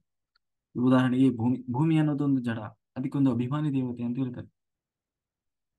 ಒಳ್ಳೆಯ ಸುಂದರ ಮಾತು ಅಲ್ವಾ? ಹಾಗೆ ಪ್ರತಿಯೊಂದು ಕೂಡ ಅದಕ್ಕೆ ಅಭಿಮಾನಿ ದೇವತೆಗಳು ಅಂತ ಇರ್ತಾರೆ. ಹಾಗೆ ಈ ಈ ಇದೇನಿದೆ ಆ ಈ ಆ ಧರ್ಮಕ್ಕೆ ಅಭಿಮಾನಿ ಯಾರು? ಧರ್ಮರಾಜ, ಅಂದ್ರೆ ಯಮಧರ್ಮರಾಜ. ಇನ್ನು ಈ ಬ್ರಹ್ಮಚರ್ಯ, ಆ ಬ್ರಹ್ಮಚರ್ಯಕ್ಕೆ ಅಭಿಮಾನಿ ದೇವತೆ. ಅವನು ಹೇಗಿದ್ದಾನೆ ನೋಡ್ಲಿಕ್ಕೆ ಅದನ್ನು ವರ್ಣನೆ ಮಾಡ್ತಾರೆ. ಅವನು ಬ್ರಾಹ್ಮಣನ ಸ್ವರೂಪದಲ್ಲಿದ್ದಾನೆ, ತೇಜಸ್ವಿ. ಒಬ್ಬ ತಪಸ್ವಿ ಹೆಂಗೆ ದಂಡ ಕಮಂಡಲವನ್ನು ಹಿಡಿದು ನಿಂತಿರ್ತಾನೋ ಹಾಗೆ ಅವನು ನೋಡ್ಲಿಕ್ಕೆ ಅಷ್ಟು ತೇಜಸ್ವಿ ಪುರುಷನಾಗಿ ಕಾಣ್ತಾ ಇದ್ದಾನೆ. ಅವನಿಂದ ಬೆಳಕು ಹೊರಹೊಮ್ತಾ ಇದೆ. ಅವನು ನೋಡ್ಲಿಕ್ಕೆ ಅಷ್ಟು ಚಂದ ಕಾಣ್ತಾ ಇದ್ದಾನೆ. ಅವನು ಬ್ರಹ್ಮಚರ್ಯದ ಅಭಿಮಾನಿ ದೇವತೆ. ಇನ್ನು ಎರಡನೇವನು ಸತ್ಯ. ಸತ್ಯ ನಾವೇನು ಹೇಳ್ತೀವಲ್ಲ, ಆ ಸತ್ಯಕ್ಕೆ ಅಭಿಮಾನಿ ದೇವತೆ. ಇದು ಗರುಡ ಪುರಾಣದಲ್ಲಿ ಬರ್ತದೆ. ಯಾಕೆಂದ್ರೆ ನಾವು ಇಲ್ಲಿ ಮಾಡಿದ ಪ್ರತಿಯೊಂದಕ್ಕೂ ಕೂಡ ಅಕೌಂಟ್ ಇರ್ತದೆ ಅಂತ. ಅದನ್ನ ಯಾರು ಅಕೌಂಟ್ ಇಟ್ಕೊಂಡಿರೋರು ಯಾರು ಅಂದ್ರೆ ಯಾರು ಸಾಕ್ಷಿ. ಅಕೌಂಟ್ ಅನ್ನೋದಕ್ಕಿಂತ ಸಾಕ್ಷಿ. ಅಲ್ಲಿ ಚಿತ್ರಗುಪ್ತ ಹೇಳ್ತಾನಲ್ಲ, ಅಂದ್ರೆ ನಮ್ಮಲ್ಲೇ ಇರ್ತದೆ. ನಮ್ಮ ಏನು ಕಾರಣ ಶರೀರದಲ್ಲಿ ಎಲ್ಲ ಅಕೌಂಟ್ ಆಗಿರ್ತದೆ. ಅಲ್ಲಿ ನಾವು ಇನ್ನು ಆತ್ಮ ಕೇಳ್ತಾನಂತೆ, ಇದನ್ನ ನಾನು ಮಾಡಿಲ್ಲ, ಇದು ಸುಳ್ಳು ಸುಳ್ಳು ಅಕೌಂಟ್, ಇದು ನನ್ನ ಅಕೌಂಟ್ ಅಲ್ಲ ಇದು. ಕೆಲವೊಮ್ಮೆ ಏನಾಗ್ತದೆ ನಾವು ಹೇಳ್ತೀವಲ್ಲ, ಬೇ ಮಾಡಿದವ್ರ ಪಾಪ ಆಡ್ದವ್ರ ಬಾಯಲ್ಲಿ ಅಂತ ಹೇಳಿ ಯಾರ್ಯಾರೋ ಮಾಡಿದ ಪಾಪನೆಲ್ಲ ನಾವು ತಗೊಂಡಿರ್ತೀವಿ. ಅವಾಗ ಅವನು ಹೇಳ್ತಾನೆ, ಇದನ್ನ ನಾನು ಮಾಡೇ ಇಲ್ಲ, ಇಲ್ಲಿ ಹೆಂಗ್ ಬಂತಿದ್ದ ಅಕೌಂಟ್ ಅಂತ ಹೇಳಿದ್ರೆ ಅವಾಗ ಅವ್ರು ಸಾಕ್ಷಿ ಹೇಳ್ತಾರೆ. ಹಾ, ನೀನ್ ಇಲ್ಲ ಅನ್ಬೋದಪ್ಪ, ಅದನ್ನ ಅದಕ್ಕೆ ಸಾಕ್ಷಿ ಇದ್ದಾರೆ, ಅದನ್ನ ನೋಡಿದವರು ಇದ್ದಾರೆ ಅಂತ ಹೇಳಿ ಅವರು ಸಾಕ್ಷಿ ಹೇಳ್ತಾರಂತೆ. ಆ ಹಾಗೆ ಬ್ರಹ್ಮ ಏನು ಸತ್ಯ. ಆ ಸತ್ಯ ಅನ್ನೋನು ಹೇಗಿದ್ದಾನೆ ಅಂತಂದ್ರೆ ಅವನು ಬೆಳಕು ಹೊರ ಹೊಮ್ತಾ ಇದೆ ಅಂತ, ಬೆಳಕಿನ ಪುಂಜದ ಹಾಗೆ ಕಾಣ್ತಾ ಇದ್ದಾನೆ. ಕೆಂಪು ಬಣ್ಣ, ಅವನ ಬಣ್ಣವೇ ಕೆಂಪು. ಸತ್ಯ ಅಂದ್ರೆ ಅವನ ಕಣ್ಣುಗಳು ಕೆಂಪು ಬಣ್ಣ, ನೋಡ್ಲಿಕ್ಕೆ ಅಷ್ಟು ದಿವ್ಯ ಪುರುಷನ ಹಾಗೆ ಕಾಣ್ತಾ ಇದ್ದಾನೆ. ಇನ್ನು ತಪಸ್ಸು, ಅವನು ಅವನ ತಪಸ್ಸು ಅಂತಂದ್ರೆ ಏನು, ಮೈಯಿಂದ ಬೆಂಕಿನೇ ಉಳ್ತಾ ಇದೆ ಅಂತ, ಅಷ್ಟು ಪ್ರಭೆ ಬರ್ತಾ ಇದೆ ಅವನ ಒಂದು ಆ ರೂಪದಿಂದ. ಇನ್ನು ಧಮ ಧಮ ಅಂತಂದ್ರೆ ಏನು? ಇಂದ್ರಿಯ ನಿಗ್ರಹ. ಆಯ್ತಾ? ಅದಕ್ಕೆ ಅಭಿಮಾನಿ ದೇವತೆ. ಇನ್ನು ನಿಯಮ. ಆ ನಿಯಮ ಅನ್ನೋನು ಹೇಗಿದ್ದಾನಪ್ಪ ಅಂತಂದ್ರೆ ಜಟೆಯನ್ನ ಬಿಟ್ಟಿದ್ದಾನಂತೆ. ಅವನು ನೋಡ್ಲಿಕ್ಕೆ ಅಷ್ಟು ಚಂದ ಇಲ್ಲ. ಆಯ್ತಾ? ಕುರೂಪಿಯಾಗಿದ್ದಾನೆ. ಅಂದ್ರೆ ಇದೆಲ್ಲ ಅದಕ್ಕೆ ಸರಿಯಾಗೇ ಇರ್ತದೆ ಅಲ್ವಾ? ಈಗ ನಿಯಮಗಳನ್ನ ಪಾಲನೆ ಮಾಡೋದು ಅಂತಂದ್ರೆ ಸ್ವಲ್ಪ ಕಷ್ಟ ಇರ್ತದೆ, ಕಠಿಣ ಇರ್ತದಲ್ಲ. ಹಾಗೆ ಅವನು ಸ್ವಲ್ಪ ಜಟಿಲವಾಗಿದ್ದಾನೆ, ಜಟೆಯನ್ನು ಬಿಟ್ಟಿದ್ದಾನೆ, ಕುರೂಪಿ ಅನ್ನೋದಕ್ಕಿಂತ ನೋಡ್ಲಿಕ್ಕೆ ಅಷ್ಟೇನೋ ತೇಜಸ್ ಅಂದ್ರೆ ಸುಂದರವಾಗಿ ಕಾಣ್ತಾ ಇದೆ. ಕೈಯಲ್ಲಿ ಖಡ್ಗ ಹಿಡಿದಿದ್ದಾನಂತೆ. ಕೆಂಪು ಛಾಯೆ ಅಂದ್ರೆ ಅವನ ಒಂದು ಕೆಂಪು ಮಸುಕಿನ ಬಣ್ಣ. ಬಹಳ ಚುರುಕಾಗಿದ್ದಾನಂತೆ. ಆದ್ರೆ ಶಾಂತ ಸ್ವರೂಪ, ಸುಮ್ಮನೆ ಇದ್ದಾನೆ. ಅದು ಯಮ ನಿಯಮ ಅಂತೀವಲ್ಲ, ಹಾಗೆ ನಿಯಮ. ಇನ್ನು ಶುಚಿ. ಅಂದ್ರೆ ಶುಚಿ ಅಂತಂದ್ರೆ ನಾವು ಮಡಿ ಅಂತೀವಿ, ಶುಚಿ. ಅವನು ಹೇಗಿದ್ದಾನಪ್ಪ ಅಂತಂದ್ರೆ ಅವನು ಬ್ರಾಹ್ಮಣನ ವೇಷದಲ್ಲಿ ಇದ್ದಾನಂತೆ. ಅಂದ್ರೆ ಕಮಂಡಲ ಹಿಡ್ಕೊಂಡಿದ್ದಾನೆ. ಬಿಳಿ ಬಿಳಿ ಬಣ್ಣದ ವಸ್ತ್ರವನ್ನು ತೊಟ್ಟಿದ್ದಾನೆ. ನೋಡ್ಲಿಕ್ಕೆ ಬಹಳ ಶುಚಿತ್ವ ಅಂದ್ರೆ ಒಂದೇ ಒಂದು ಇದು ಕಾಣಿಸ್ತಾ ಇಲ್ಲ, ಏನು ಗಲೀಜ್ ಕಾಣ್ತಾ ಇಲ್ಲ, ಅಷ್ಟು ಶುಭ್ರ ರೂಪದಿಂದ ಇದ್ದಾನೆ. ಇನ್ನು ಶುಶ್ರೂಷಾ ದೇವಿ, ಇವಳು ಹೆಣ್ಣು ಆಯ್ತಾ? ಈ ಹೆಣ್ಣು ಮಗಳು ಯಾರು ಗೊತ್ತಾ? ಅಂದ್ರೆ ಧರ್ಮರಾಜ ತಾನು ಪರಿಚಯ ಕೊಡ್ತಾ ಇದ್ದಾನೆ. ಯಾರಿಗೆ? ದುರ್ವಾಸರಿಗೆ. ನೋಡಪ್ಪ, ಇವರು ಶುಚಿ ಅಂತ ಹೇಳಿ, ಇವರು ಶುಶ್ರೂಷಾ ದೇವಿ ಅಂತ ಹೇಳಿ. ಈ ಶುಶ್ರೂಷಾ ದೇವಿ ಅಂತಂದ್ರೆ ಇವಳು ಹೇಗಿದ್ದಾಳೆ ಅಂದ್ರೆ ಮಹಾಸಾಧ್ವಿ, ನೋಡ್ಲಿಕ್ಕೆ ಮಹಾ ಸಾಧ್ವಿ ಹೇಗೆ ಕಾಣ್ತಾ ಇದ್ದಾಳೆ, ಮತ್ತೆ ಭಾಗ್ಯವಂತಳು. ಕೊನೆಗೆ ಸತ್ಯಭೂಷಣ, ಅವಳನ್ನು ನೋಡ್ಲಿಕ್ಕೆ ಅಷ್ಟು. ಯಾಕೆಂದ್ರೆ ಇವತ್ತು ನಮ್ಮೊಳಗೆ ಇದೆಲ್ಲ ಏನು ಅಂತಂದ್ರೆ, ಇವರೆಲ್ಲ ನಮ್ಮಲ್ಲಿ ಏನಾದ್ರೂ ಈ ಗುಣಗಳು ಇರಬೇಕು ಅಂತಂದ್ರೆ ಇವರ ಅನುಗ್ರಹ ಇರ್ತದೆ. ನಮ್ಮೊಳಗೆ ಅವರು ಪ್ರೇರಣೆ ಮಾಡಿದರೆ, ಅವರು ನಮ್ಮೊಳಗೆ ಇದ್ದು ಪ್ರೇರಣೆ ಮಾಡಿದ್ರು ಅಂತಂದ್ರೆ ಇದೆಲ್ಲ ಸಾಧ್ಯ ಆಗ್ತದೆ. ಹಾಗೆ ಆ ಶುಶ್ರೂಷಾ ದೇವಿ ಸಾಧ್ವಿ, ಮಹಾಸಾಧ್ವಿ, ಭಾಗ್ಯವಂತಳು ಅಂತ ಹೇಳಿ, ಸತ್ಯಭೂಷಣಳು ಅಂತ ಹೇಳಿ ಅವಳ ಬಗ್ಗೆ ತಾನು ಪರಿಚಯ ಮಾಡ್ಕೊಳ್ತಾ ಇದ್ದಾಳೆ. ಇವಳು ಯಾರು ಗೊತ್ತಾ? ಕ್ಷಮಾ. ಕ್ಷಮಾ ಅಂತ ಹೇಳಿ ಅಂದ್ರೆ ನಮ್ಮಲ್ಲಿ ಇವಳು ಅಚಲವಾಗಿರ್ತಾಳೆ ಯಾವಾಗಲೂ. ಅಂದ್ರೆ ಪ್ರಸನ್ನತೆಯಿಂದ ಬಹಳ ಧೀರಳ ಹಾಗೆ ಕಾಣ್ತಾ ಇರ್ತಾಳೆ. ಆದ್ರೆ ಎಲ್ಲವನ್ನ ಕ್ಷಮಿಸ್ತಾಳೆ. ಪ್ರಸನ್ನಳಾಗಿ, ಪ್ರಸನ್ನ ಮುಖ, ಅಂದ್ರೆ ನಗುನಗುತ್ತಾ ಯಾವಾಗ್ಲೂ ಪ್ರಸನ್ನ ಚಿತ್ತದಿಂದ ಇರ್ತಾಳೆ. ಯಾರು ಏನ್ ಮಾಡಿದ್ರು ಕ್ಷಮಿಸಿ ಬಿಡ್ತಾಳೆ. ಅಂತಹ ಕ್ಷಮಾಗುಣ, ಅದಕ್ಕೆ ಅಭಿಮಾನಿ ದೇವತೆ ಇವು. ಇನ್ನು ಶಾಂತಿ, ಅಂದ್ರೆ ನಾವು ಯಾವಾಗ್ಲೂ ಶಾಂತಿಯಿಂದ, ಶಾಂತ ಸ್ವರೂಪ, ಅದಕ್ಕೆ ಅಭಿಮಾನಿ ದೇವತೆ ಇವಳು, ಈ ಹೆಣ್ಮಗಳು. ಅವಳು ಹೇಗಪ್ಪ ಅಂತಂದ್ರೆ, ಅಂದ್ರೆ ಇವೆಲ್ಲ ಮುಖ್ಯವಾಗಿ ಇಲ್ಲಿ ಆ ಹೆಣ್ಣು ಅಭಿಮಾನಿ ದೇವತೆಗಳು ಯಾರು ಅಂತ ತೋರಿಸ್ಕೊಳ್ತಾ ಇದ್ದಾರೆ. ಅವರು ಹೆಣ್ಣು ಮಕ್ಕಳಲ್ಲಿ ವಿಶೇಷವಾಗಿ ಇರಬೇಕಾದಂತಹ ಗುಣಗಳು ಅಂತ ಹೇಳಿ. ಇನ್ನು ಉಳಿದಿದ್ದೆಲ್ಲ ಗಂಡು ಮಕ್ಕಳಲ್ಲಿ, ಅಂದ್ರೆ ಗಂಡಿನ ರೂಪದಲ್ಲಿ ಇರೋದೆಲ್ಲ ಗಂಡು ಮಕ್ಕಳಲ್ಲಿ ಬೇರೆಯವರು ಇರಬಾರ್ದು ಅಂತಲ್ಲ, ಗಂಡು ಮಕ್ಕಳಲ್ಲಿ ವಿಶೇಷವಾಗಿರ್ಬೇಕು, ಹೆಣ್ಣು ಮಕ್ಕಳಲ್ಲಿ ವಿಶೇಷವಾಗಿರ್ಬೇಕು ಅಂತ ಹೇಳಿ. ಅಂದ್ರೆ ಶಾಂತಿದೇವಿ, ಆ ಶಾಂತಿದೇವಿಯ ಒಳ್ಳೆಯ ಮಾತು, ಅವಳ ಮಾತೇ ಅಷ್ಟು ಅಂದ್ರೆ ಇನ್ನೊಬ್ಬರಿಗೆ ನೋವು ಆಗದ ಹಾಗೆ ಮಾತಾಡ್ತಾಳಂತೆ. ಒಳ್ಳೆಯ ಮತ್ತು ರತ್ನಗಳನ್ನ ತೊಟ್ಟಿದ್ದಾಳಂತೆ. ಮಿತ ಭಾಷಿಣಿ, ಎಷ್ಟು ಬೇಕೋ ಅಷ್ಟೇ ಮಾತು. ನಾನು ಸುಮ್ಮನೆ ಬಡ ಬಡ ಬಡ ಮಾತಾಡೋದು, ಒಟ ಒಟ ಒಟ ಒಟ ಹೇಳೋದು, ಒಂದು ಕೇಳಿದ್ರೆ 10 ಉತ್ತರ ಹೇಳೋದು. ಹ? ಎಷ್ಟು ಬೇಕೋ ಅಷ್ಟೇ. ಹಾಗೆಲ್ಲ ಇಲ್ಲ, ಎಷ್ಟು ಬೇಕೋ ಅಷ್ಟೇ, ಅಲ್ಲಿ ಸ್ವಲ್ಪವೂ ಇದಿಲ್ಲ. ಹಾಗೆ ತಾನು ಹೇಳ್ತಾ ಇದ್ದಾಳೆ. ಕೊನೆಗೆ ಇನ್ನು ಅಹಿಂಸಾ, ಇವಳು ಹೇಗಿದ್ದಾಳೆ ಅಂತಂದ್ರೆ ಕಡು ನೀಲಿ ಬಣ್ಣ, ಅವಳು ಬಣ್ಣವೇ ಕಡು ನೀಲಿ ಬಣ್ಣ. ಅದರ ಪದ್ಮದ ಮೇಲೆ ಕುತ್ಕೊಂಡಿದ್ದಾಳಂತೆ ಆ ಹೆಣ್ಮಗಳು. ಆ ನಗುತ್ತಾ ನಗುತ್ತಾ ಇದ್ದಾಳಂತೆ, ಪ್ರಸನ್ನ ಚಿತ್ತಳಾಗಿ. ಅವಳು ನೋಡಿದ್ರೆ ಅಷ್ಟು ಚಂದ. ಅಂದ್ರೆ ಅಹಿಂಸಾ ದೇವಿ. ಅಹಿಂಸೆಯನ್ನ ನಮ್ಮಲ್ಲಿ, ಅಂದ್ರೆ ಇವೆಲ್ಲ ನಮ್ಮಲ್ಲಿ ಈ ಅಹಿಂಸೆ, ಅಯ್ಯೋ ಹಾಗೆಲ್ಲ ಕೊಲ್ಬಾರ್ದಪ್ಪ, ಪ್ರಾಣಿ ಹಿಂಸೆ ಮಾಡಬಾರ್ದು, ಮಹಾಪಾಪ, ಅದು ನಮ್ಮಲ್ಲಿ ಇರ್ಬೇಕು, ಜಾಗೃತ ಆಗಬೇಕು ಅಂತಂದ್ರೆ ಆ ಅಹಿಂಸಾದೇವಿ ಅನುಗ್ರಹ ಇರ್ಬೇಕು. ಅಂದ್ರೆ ಅವಳು ಪ್ರೇರಣೆ ಮಾಡ್ಬೇಕು, ಒಳಗಡೆ ಇರ್ಬೇಕು ಅಹಿಂಸಾದೇವಿ. ಇನ್ನು ಇವಳಿದ್ದಾಳಲ್ಲ, ಇವಳು ಯಾರಪ್ಪ ಅಂತಂದ್ರೆ ಈ ಹೆಣ್ಣುಮಗಳು ಶ್ರದ್ಧಾ. ಶ್ರದ್ಧಾ ಅಂತ ಅಂದ್ರೆ ಶ್ರದ್ಧೆ.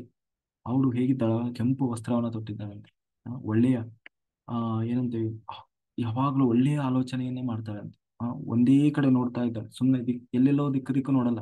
ಹಿಂಗೊಂದು ನೋಡ್ತಾ ನಿಂತಿದ್ದಾಳಂದ್ರೆ ಅದನ್ನೇ ದಿಟ್ಟಿಸಿ ನೋಡ್ತಾ ಇರ್ತಾಳೆ. ಇದು ಶ್ರದ್ಧಾ. ಜೊತೆಗೆ ಜ್ಞಾನ, ಜ್ಞಾನ ಬರೀತಾಳೆ.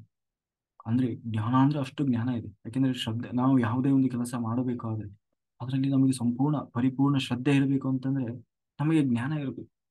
ಇಲ್ಲ ಅಂತಂದ್ರೆ ನಾಟಕೀಯವಾಗಿ ಬಿಡ್ತದೆ.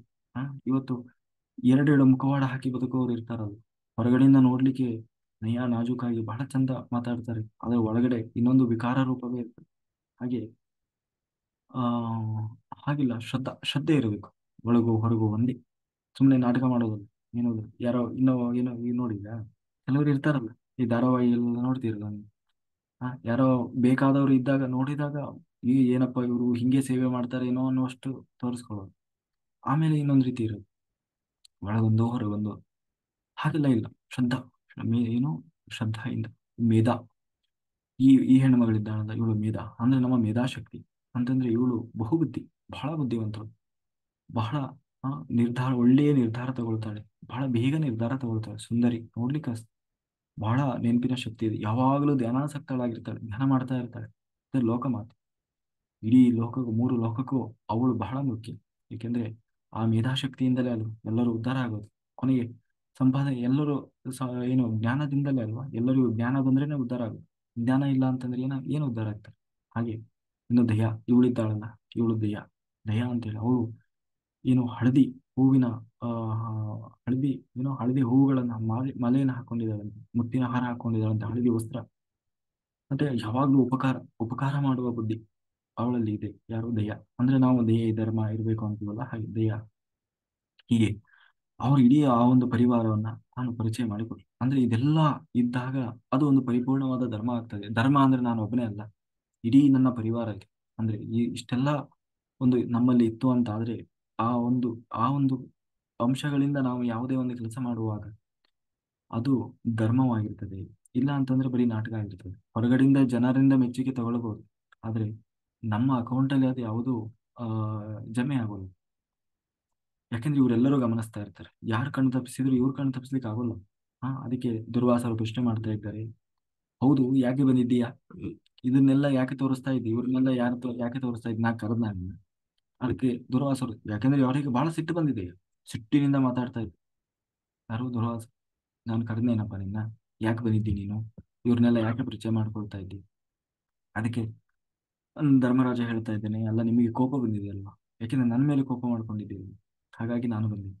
ಯಾಕೆಂದ್ರೆ ಯಾರು ತಪಸ್ಸು ಮಾಡ್ತಾರೆ, ತಪಸ್ಸಿನಲ್ಲಿ ತಪಸ್ಸು ಅಂದ್ರೆ ಏನು, ಅಧ್ಯಾತ್ಮ ಸಾಧನೆಯಲ್ಲಿರುವವರು, ಧ್ಯಾನ ಮಾಡುವವರು, ತಪಸ್ಸು ಮಾಡುವವರು, ಅವರಿಗೆ ಮುಖ್ಯವಾಗಿ ಯಾವ್ದು ಇರಬಾರ್ದು ಅಂದ್ರೆ ಕೋಪ ಇರಬಾರ್ದು. ಯಾಕೆಂದ್ರೆ ಕೋಪ ಮಾಡ್ಕೊಂಡ್ರು ಅಂತ ಆದ್ರೆ ಅವರ ಎಲ್ಲಾ ತಪೋಶಕ್ತಿ ಎಲ್ಲ ನಾಶ ಆಗಿ ಹೋಗ್ತದೆ, ಅಂದ್ರೆ ಸರ್ರನ್ನ ಹಿಡಿದು ಹೋಗ್ತದೆ.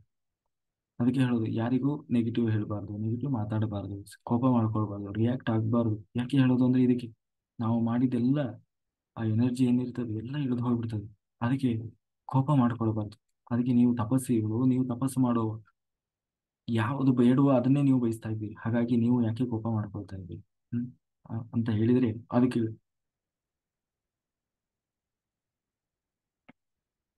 ಆ ಅದಕ್ಕೆ ಆ ದುರ್ವಾಸರು ಹೇಳ್ತಾ ಇದ್ದಾರೆ, ನೋಡು ನಾನು ಇಷ್ಟು ವರ್ಷ ತಪಸ್ಸು ಮಾಡಿದೆ, ಆದ್ರೆ ಇನ್ನೂ ಫಲ ಇಲ್ಲ ಅದಕ್ಕೆ. ಅಂದ್ರೆ ನಿನಗೆ ಒಂದು ಸ್ವಲ್ಪ ದಯೆ ಇಲ್ಲ. ಅಂದ್ರೆ ನಾವು ಇಷ್ಟು ಕಷ್ಟಪಟ್ಟು ಧ್ಯಾನ ಮಾಡಿದ್ದೀವಿ, ತಪಸ್ಸು ಮಾಡಿದ್ದೀವಿ, ಹೋಗ್ಬೇಕು ಅವರಿಗೆ ಒಂದು ಅದಕ್ಕೆ ಸರಿಯಾದ ಫಲ ಕೊಡಬೇಕು ಅನ್ನುವ ಒಂದು ಸಾಮಾನ್ಯ ಕರುಣೆ ಬೇಡವಾ, ನಿನಗೆ ದಯೆ ಬೇಡವಾ. ಆ ಇಷ್ಟು ನಿಷ್ಕರುಣಿಯಾಗಿ ಆಗಿದ್ದೀಯಾ ಅಂತಂದ್ರೆ ನೀನು ಧರ್ಮ, ನಿನಗೆ ಖಂಡಿತ ನಿನ್ನ ಶಿಕ್ಷಿಸಲೇಬೇಕು. ಅದಕ್ಕೆ ನಿನ್ನ ಮೇಲೆ ನನಗೆ ಸಿಟ್ಟು ಬಂದಿದೆ, ನಿನ್ನ ನಾನು ಸುಮ್ಮನೆ ಬಿಡೋಲ್ಲ, ನಾನು ಶಾಪ ಕೊಟ್ಟೇ ಕೊಡ್ತೀನಿ ಅಂತ ಹೇಳಿ ದುರ್ವಾಸರು ಬಹಳ ಸಿಟ್ಟಿನಿಂದ ಆ ಹೇಳ್ತಾ ಇದ್ದಾರೆ. ಅದಕ್ಕೆ ಮತ್ತೆ ಅವರು ಪುನಃ ಧರ್ಮರಾಜ ಹೇಳ್ತಾ ಇದ್ದಾನೆ, ನೋಡಪ್ಪ, ಯಾಕೆಂದ್ರೆ ಜಗತ್ತು ನಿಂತಿರುವುದೇ ಧರ್ಮದ ಮೇಲೆ, ನೀನ್ ನನ್ನನ್ನೇ ನಾಶ ಮಾಡಿದ ಅಂತ ಆದ್ರೆ ಜಗತ್ತೇ ನಾಶ ಆಗಿಬಿಡ್ತದೆ ಅಂತಂದ್ರೆ. ಆದ್ರೆ ಏನ್ ಮಾಡೋದು, ಭಗವಂತನ ಸೃಷ್ಟಿಯಲ್ಲಿ ಧರ್ಮ ಅನ್ನೋದೇ ಆಗಿದೆ. ಹ ಯಾಕೆಂತಂದ್ರೆ ಧರ್ಮ, ಈ ದೇವರು ಹೇಗೆ ಸೃಷ್ಟಿ ಮಾಡಿದ್ದಾನೆ ಧರ್ಮ ಅಂತಂದ್ರೆ, ಧರ್ಮ ಆಚರಣೆ ಅನ್ನೋದು ಬಹಳ ಸುಲಭ ಇಲ್ಲ, ಬಹಳ ಕಷ್ಟ ಇದೆ ಅಲ್ವಾ. ಅದಕ್ಕಾಗಿ ಎಲ್ಲರೂ ಧರ್ಮವನ್ನು ಬಿಟ್ಟುಬಿಡ್ತಾರೆ. ಯಾರ ಧರ್ಮ ಯಾರ ಧರ್ಮ ಆಚರಣೆ ಮಾಡ್ತಾರೆ, ಯಾಕೆಂದ್ರೆ ಎಲ್ಲಾ ಧಾರ್ಮಿಕರೇ. ಯಾಕೆಂದ್ರೆ ಧರ್ಮ ಆಚರಿಸೋದು ಅಷ್ಟು ಸುಲಭ ಇಲ್ಲ, ಯಾಕೆಂದ್ರೆ ಆ ಧರ್ಮ ಅಷ್ಟು ಕಷ್ಟ ಇದೆ ಇವತ್ತು. ಆ, ಆ, ಈಗ ಎಲ್ಲ ಹೇಳಿದ ಹಾಗೆ ಯಾರಿಗೆ ಮಾಡ್ಲಿಕ್ಕೆ ಆಗ್ತದೆ. ಹಾಗಾಗಿ ಅದು ಕಷ್ಟ ಅಂತಲೇ ಎಲ್ಲರೂ ಅದನ್ನು ಬಿಟ್ಟು ಬಿಡ್ತಾರೆ. ಆದ್ರೆ ಅದು ತುಂಬಾ ಕಷ್ಟ ಆ ಧರ್ಮವನ್ನು, ಅದರಲ್ಲೂ ಯಾರು ಧರ್ಮವನ್ನ, ಆ ಕಷ್ಟ ಇದ್ದರೂ ಕೂಡ ಯಾರು ಆ ಧರ್ಮವನ್ನು ಆಚರಣೆ ಮಾಡ್ತಾನೆ ಅಂತ ಹೇಳಿ ಬರ್ತಾನೆ, ಅವನಿಗೆ ಕಷ್ಟದ ಮೇಲೆ ಕಷ್ಟ ಅದನ್ನು ಕೊಡ್ತೇನೆ ನಾನು. ಕೊನೆಗೆ ಜೊತೆಗೆ ಅದು ಪರೀಕ್ಷೆ ಕೂಡ ಹೌದು, ಧರ್ಮದ ಪರೀಕ್ಷೆ. ಇವನಿಗೆ ಧರ್ಮದ ಬಗ್ಗೆ ಎಷ್ಟು ನಿಷ್ಠೆ ಇದೆ, ಶ್ರದ್ಧೆ ಇದೆ ಅನ್ನುವುದನ್ನ ಪರೀಕ್ಷೆ ಮಾಡ್ತಾರೆ. ಹಾಗಾಗಿ ಎಲ್ಲಿಯವರೆಗೆ ಕಷ್ಟ ಅಂತಂದ್ರೆ, ಧರ್ಮಾಚರಣೆ ಮಾಡುವವರಿಗೆ ಕೊನೆಯ ಕ್ಷಣದವರೆಗೂ ಕಷ್ಟ ಕಷ್ಟ ಕಷ್ಟ. ಧರ್ಮ ಅಂದ್ರೇನೆ ಕಷ್ಟ. ಕೊನೆಗೆ ಅವನು ಯಾವಾಗ ಅಂತ್ಯಕಾಲ ಬರ್ತದೆ, ಕೊನೆಗೆ ಅವನಿಗೆ ಸಿಗೋದೇನಪ್ಪಾ ಅಂತಂದ್ರೆ ಸುಖ. ಎಂತಹ ಸುಖ ಅಂತಂದ್ರೆ ಎಂದೂ ನಾಶವಾಗದ ಸುಖ, ಮತ್ತೆ ಶಾಶ್ವತವಾದ ಸುಖ. ಅದನ್ನ ಆ ಧರ್ಮದಿಂದ ಪಡೀಲಿಕ್ಕೆ ಸಾಧ್ಯ ಇದೆ ಅಂತ ಹೇಳಿದ್ರೆ, ಅದಕ್ಕೆ ದುರ್ವಾಸರಿಗೆ ಸಿಟ್ಟು ಬಂತು, ಅಲ್ಲಯ್ಯ ಇದು ಯಾವ ಸಿಮಿ ನ್ಯಾಯ ಇದು ಅಂತಂದ್ರೆ, ಜೀವನ ಪರ್ಯಂತ ಕಷ್ಟಪಟ್ಟ ಏನಕ್ಕಾಗಿ, ಒಳ್ಳೇದು ಬರುತ್ತೆ, ಒಳ್ಳೆ ಸಿಗ್ತದೆ ಅಂತ ಹೇಳಿ ಕಷ್ಟಪಟ್ಟ ಪಟ್ಟ ಪಟ್ಟ ಪಟ್ಟ ಯೌವನದಲ್ಲಿ ಅನುಭವಿಸ್ಲಿಲ್ಲ, ಆ ಕೊನೆಗೆ ಸಂಸಾರದಲ್ಲಿ ಅನುಭವಿಸ್ಲಿಲ್ಲ. ಯಾವುದ್ರಲ್ಲೂ ಉಣ್ಣುವಾಗ ತಿನ್ನುವಾಗ ಎಲ್ಲ ಕೈ ಕಾಲು ಎಲ್ಲ ಏನಿದೆ ಎಲ್ಲ ಅನುಭವಿಸಿ, ಉಣ್ಣುವಾಗ ತಿನ್ನುವಾಗ ಎಲ್ಲೂ ಅದನ್ನು ಅನುಭವಿಸ್ಲಿಲ್ಲ. ಕೊನೆಗೆ ಈ ಕಡೆ ಅದೇನ ಏನ ಹೇಳ್ತಾರಲ್ಲ, ಹಲ್ಲಿದ್ರೆ ಕಡ್ಲೆ ಇಲ್ಲ, ಕಡ್ಲೆ ಇದ್ರೆ ಹಲ್ಲು. ಕೊನೆಗೆ ನೀನು ಒಳ್ಳೇದು ಮಾಡಿ ಅದು ಏನು, ಅದನ್ನ ತಗೊಂಡು ಏನ್ ಮಾಡುದು ಅಲ್ವಾ. ಅದಕ್ಕೆ ಈ ಧರ್ಮ ಅನ್ನೋದೇ ಸರಿ ಇಲ್ಲ. ಕೆಲವರು ನೋಡಿ, ಅದಕ್ಕೆ ಕೆಲವರು ಜೀವನ ಪರ್ಯಂತ ಮಾಡಬಾರದು ಮಾಡ್ತಾ ಇರ್ತಾರೆ, ಆದ್ರೆ ಚೆನ್ನಾಗೇ ಇರ್ತಾರೆ. ಕೊನೆಗೆ ಎಲ್ಲೂ ಕೆಟ್ಟದ್ದಾಗಲ್ಲ. ಹೀಗೆ ಇದು ಸರಿ ಇಲ್ಲ, ಇದು ಧರ್ಮ. ಧರ್ಮ ಅನ್ನೋದೇ ಈ ಪದ್ಧತಿ ನನಗೆ ಇಷ್ಟ ಆಗ್ಲಿಲ್ಲ. ಹ್ಮ್ ಕೊನೆಗೆ ಜೀವನ ಪರ್ಯಂತ ಕಷ್ಟಪಡ್ತಾನಂತೆ, ಕಷ್ಟಪಡ್ಬೇಕಂತೆ, ಲಾಸ್ಟಿಗೆ ಇವನು ಅನುಗ್ರಹ ಮಾಡ್ತಾನಂತೆ, ಸುಖ ಸಿಗ್ತದಂತೆ. ಇದು ಯಾವ ಸಿಮಿ ನ್ಯಾಯಪ್ಪ. ಅವನು ಮಾಡಬಾರದನ್ನ ಮಾಡ್ತಾನೆ ಇರ್ತಾನೆ, ಅವನು ಮಾಡ ತಪ್ಪಿನ ಮೇಲೆ ತಪ್ಪು ಮಾಡ್ತಾನೆ ಇರ್ತಾನೆ, ಆದ್ರೆ ಅವನಿಗೆ ಈ ಕಷ್ಟ ಅನ್ನೋದು ಏನಿರಲ್ಲ, ಜೀವನ ಪರ್ಯಂತ ಸುಖವನ್ನೇ ಅನುಭವಿಸ್ತಾನೆ. ಕೊನೆ ಕೊನೆಗಾಲ ಅದು ಏನೇ ಆಗ್ಲಿ. ಆದ್ರೆ ಆ ಆದ್ರೆ ಅವಾಗ್ಲೇ ಗೊತ್ತಾಗ್ಬೇಕು, ಕಷ್ಟ ಅವನು ಕೆಟ್ಟದನ್ನ ಮಾಡ್ತಾ ಇದ್ದಾನೆ ಅಂತಂದ್ರೆ ಅವನಿಗೆ ಅವಾಗ್ಲೇ ಕೆಟ್ಟದಾಗ್ಬೇಕು, ಒಳ್ಳೇದನ್ನ ಮಾಡ್ತಾ ಇದ್ದಾನೆ ಅಂತಂದ್ರೆ ಅವನಿಗೆ ಅವಾಗ್ಲೇ ಒಳ್ಳೇದಾಗ್ಬೇಕು. ಹಾಗಾಗಿ ಈ ನಿನ್ನ ಈ ನಿನ್ನ ಸಿಸ್ಟಮ್ ಸರಿ ಇಲ್ಲ ಇದು, ಧರ್ಮದ ಮುಂದೆ. ಹ್ಮ್